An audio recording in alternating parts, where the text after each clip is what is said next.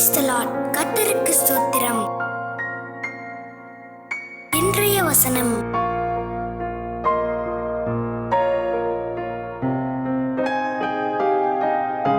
யோவான் 3:13 முதல் 15 வசனங்கள்.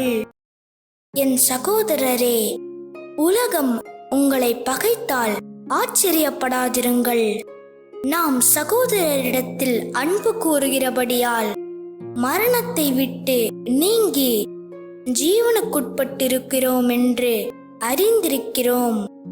சகோதரனிடத்தில் அன்பு கூறாதவன் மரணத்தில் நிலை கொண்டிருக்கிறான்.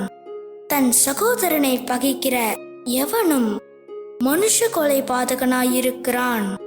மனுஷ கொலைபாதகனவனோ அவனுக்குள் நித்திய ஜீவன் நிலைத்திராது என்று அறிவீர்கள்.